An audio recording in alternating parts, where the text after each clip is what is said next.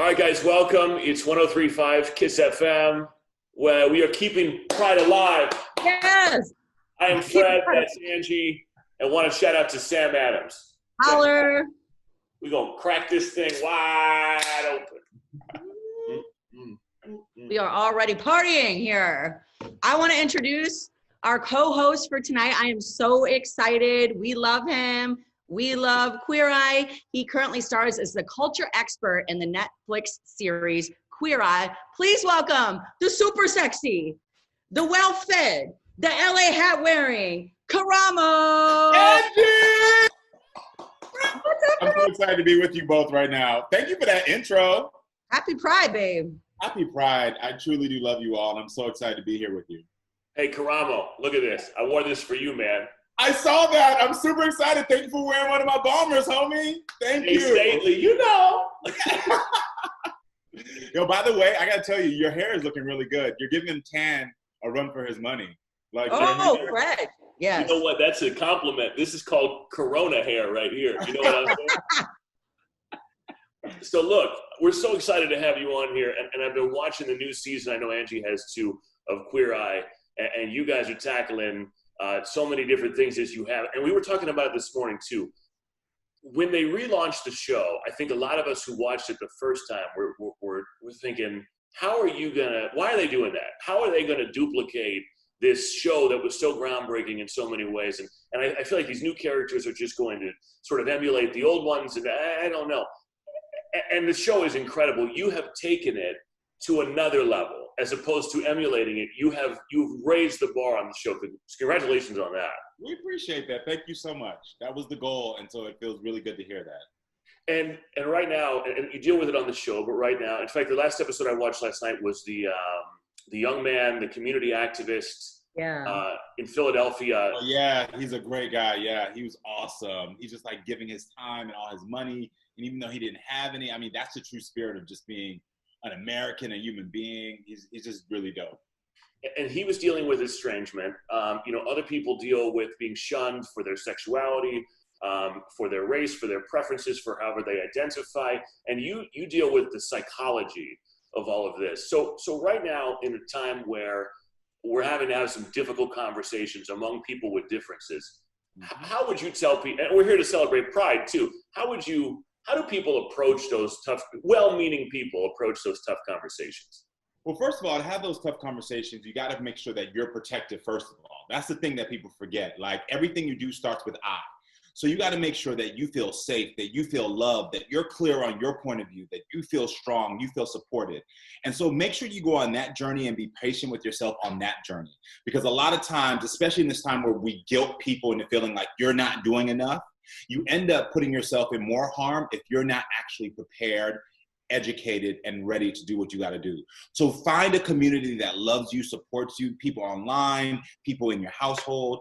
And then once you have that, figure out what boundaries you can set so that you can have those conversations. So for instance, if it's about, someone who says, I don't think, LGBTQ people should have equal rights.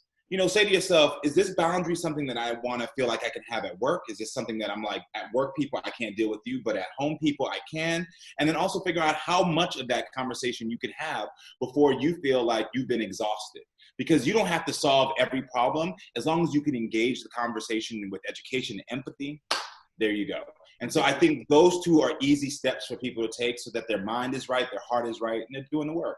I love that answer, Karamo. I mean, not only is it Pride Month, but we're also in a pandemic. And there's a very long overdue national uprising that's happening where it pertains to Black lives right now. So Amen. As a Black man, as a gay man, are you feeling hopeful? And a gifted man. And a gifted man. Black, gay, and gifted. I love their shirt.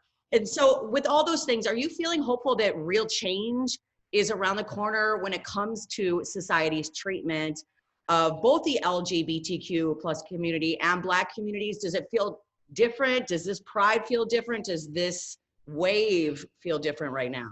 It feels good to me. Like to wake up and see people who were asleep at the wheel saying, no, no, no, we all got to be driving this towards the same goal feels so great. And you know what, when you think about pride started because somebody threw a brick through a window, Marsha P. Johnson, a Black trans woman.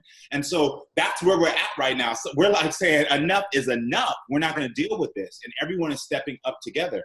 And let me tell you something, as a man who grew up in a household full of strong women and who believe that the closest thing we have to God on this earth is women, I understand that to be a true ally, I have to understand and educate myself on the experiences of women. And that's what's happening right now for so many people who are outside of my race and who are outside of the LGBTQ plus community. They're educating themselves. They're stepping up. And that's all you can do as an ally is amplify someone else's voices. And when you amplify someone else's voice, baby, the party, the turn up tomorrow is gonna be everything. Okay? Exactly. Yeah. Well, and to your point, Karamo, about educating, I think sometimes people are afraid to have these conversations because they're afraid to make mistakes. They're afraid to say the wrong thing.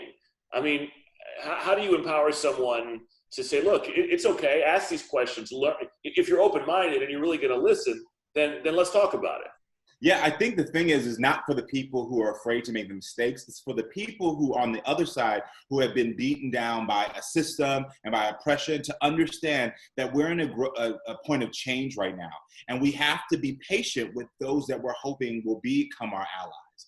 And I know that's a big burden to ask of people, but it's the only reason someone is like, oh, I'm not going to say anything is because they're scared of the repercussions. And when you stop somebody from learning, stop somebody from feeling as if they can be involved, then we end up staying in the same place. So I think the encouragement is for all of us who are Black, who are gay, be a little bit patient with those friends whose hearts and minds you know are in the right place.